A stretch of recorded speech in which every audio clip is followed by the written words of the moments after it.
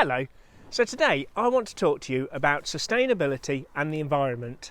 Now that means being able to continue to produce all the food that we need to feed everybody on this planet while protecting the environment, ensuring we stop global warming and that we leave the planet in a better place for future generations than how it was left for us.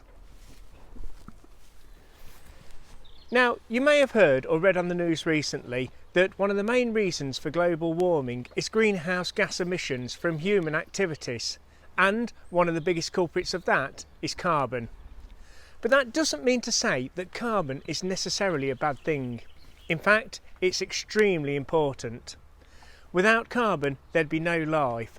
It's one of the main building blocks for all things living, be it trees and grass, to things like my cows and me and you.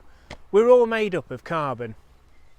So, how can something so good be causing us so much harm?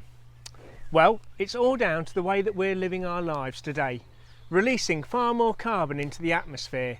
But it's not only the amount of carbon we're releasing, it's where that carbon is coming from. I believe that for us to be able to stop global warming and sustain our planet, we need to learn from nature.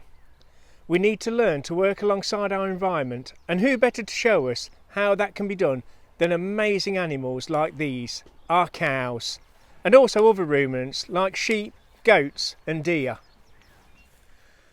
Recently, some people have been saying that cows and sheep give off a huge amount of greenhouse gases and are therefore causing global warming, and for that reason we should stop eating meat and dairy products. Now, while it's true that cows and sheep do emit methane and that is a greenhouse gas, it's not exactly true to say that they are a cause of global warming. In fact, I believe that the way our cows and sheep and other livestock work and manage our grasslands, they are helping to fight global warming and reduce carbon in the atmosphere, and all at the same time as providing us with a huge quantity of really tasty, healthy and nutritious food.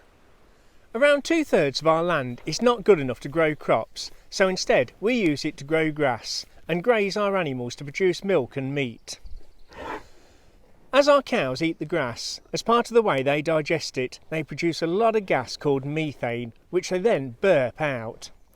Now, methane is a very harmful greenhouse gas. In fact, scientists believe it's over 20 times worse than normal carbon dioxide. The good thing about methane, however, is that it soon breaks down.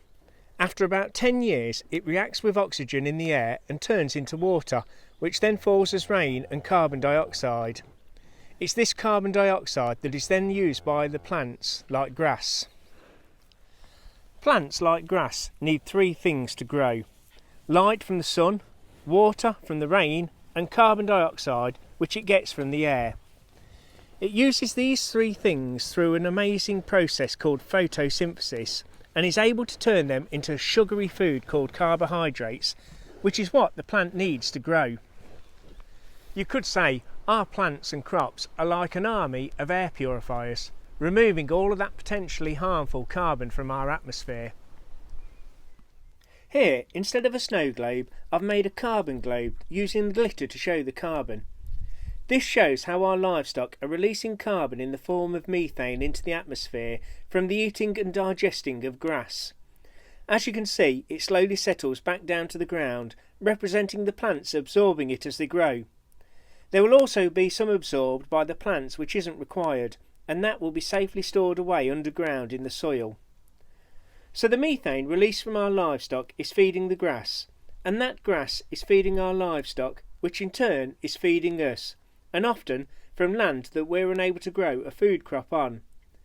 And what's more, by using livestock to graze and manage the land, we're encouraging it to grow more, and that means it will be absorbing even more carbon. The other main source of carbon in the atmosphere is from the burning of fossil fuels like oil, gas and coal, used to produce energy, heat our homes and fuel our cars. Unlike the short-lived carbon that's produced from our livestock eating grass and vegetation, this carbon has come from deep underground. It is what was removed from our atmosphere and safely stored away for millions of years, and, unlike the methane from our livestock, it will stay in our atmosphere for hundreds, if not thousands of years. That means all of the carbon that we have released into the atmosphere from the burning of fuel is still there, and it's building up more and more, and that is increasing global warming. Here I've made a model to show carbon emissions being released into the atmosphere from the burning of fossil fuels. Instead of using glitter, this time I've used a small amount of colouring. As more is added, see how it's slowly building up. It's not going away, just increasing in the atmosphere, getting more and more. If we don't act to stop it, it will eventually become too much for our atmosphere, and global warming will get worse, and that will have huge consequences on all of our lives.